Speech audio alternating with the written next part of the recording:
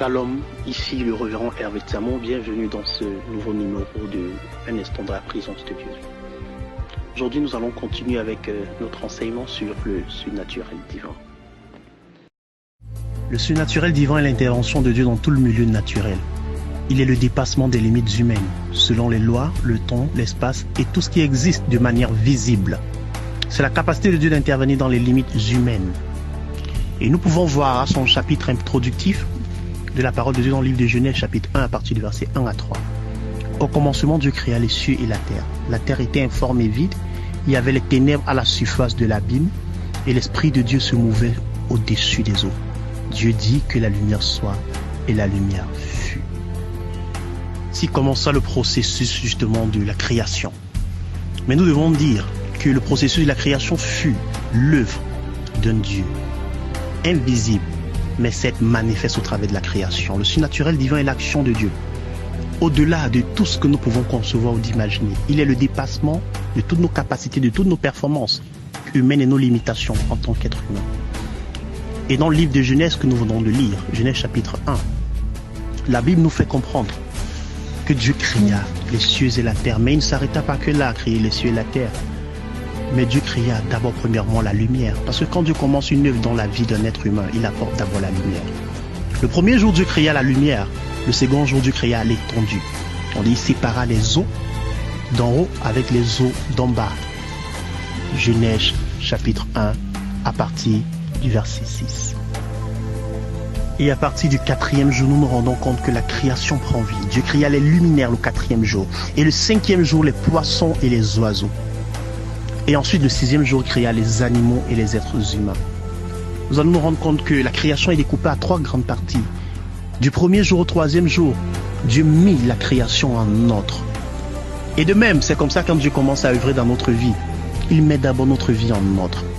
Et à partir du 4e jour, Dieu donne la vie à la création. Parce que là, nous assistons à la création des poissons et des oiseaux. Et le 6e jour, Dieu donna justement création à l'homme.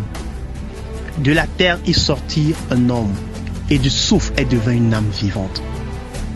La création, comme j'ai dit tantôt, est repartie justement en 3 grandes parties. J'ai dit, parmi les 3 premiers jours, la création se met en ordre. Le 4e et le 5e jour, la création prend vie. Le 6e et le 7e jour, la création est complète et elle est bonne, elle est parfaite. Nous nous rendons compte que l'action de Dieu sur l'ensemble de la création est tellement manifeste qu'il n'a pas créé l'homme juste pour venir être un monument sur la terre. Parce que généralement on dit tant souvent, quand Dieu donne une vision, il donne la provision. Mais aujourd'hui j'aimerais dire que nous allons parler dans ce sens parce que je m'inscris en faux pour ce sens où Dieu donne la vision et ensuite il donne la provision. Pour ma part, Dieu donne d'abord la provision avant de donner la vision. Voyez-vous, le Seigneur ne peut pas mettre les charrues avant de mettre les bœufs. Donc avant de mettre l'homme qui est la vision finale de Dieu, il met d'abord la provision. Il a mis d'abord l'étendue, la lumière, la partie sèche, les luminaires, les poissons, les animaux et ensuite il mit l'homme à la fin. Parce que l'homme était le but final de la création. Et il dit toute chose fut parfaite. De ce fait, Dieu, en te concevant, en te créant comme but final de sa création, a déjà disposé toutes choses à ta faveur. Toute bénédiction, toute bonne grâce est déjà disponible. C'est pourquoi il déclare dans sa parole tout ce que vous demanderez à un moment où vous les aurez. Le Seigneur a disposé déjà toute bonne grâce. Il n'y a aucune vision que tu entreprends aujourd'hui dans laquelle Dieu n'a pas au préalable mis une provision.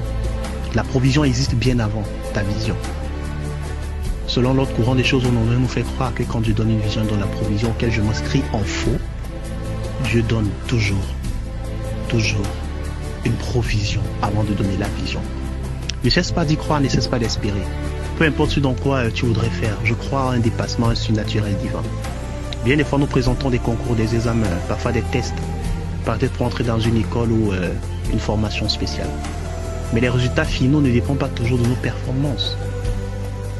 Mais ça dépend aussi de la main de Dieu dans nos vies. Nos performances peuvent être un moteur pour nous faire asseoir dans le domaine de compétence dans lequel nous voudrons exceller. Mais toujours est-il dit, il y a un Dieu quelque part qui veille, qui écoute et qui te catapulte vers ta destinée certaine. Je prie pour toi et je déclare que Dieu va remonter tes compétences, qu'il multiplie ta vision, qu'il agrandisse tes pas.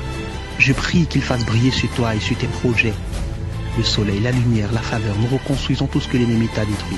Le chaos qui avait été installé lors de cette création, nous avons lu dans Genèse chapitre 1, est brisé. La création de ta vie se met en ordre. Ta vie prend forme. Et je déclare que toute chose devient complète et bonne par le nom de Jésus. Tu es béni, distingué, honoré par le nom précieux et puissant de notre Seigneur Jésus. Je déclare que des choses surnaturelles t'arriveront pendant cette saison. Tu ne laisseras passer aucune opportunité. Tu seras béni, distingué, élevé. Tu seras la lumière, le soleil dans le domaine dans lequel tu exerces.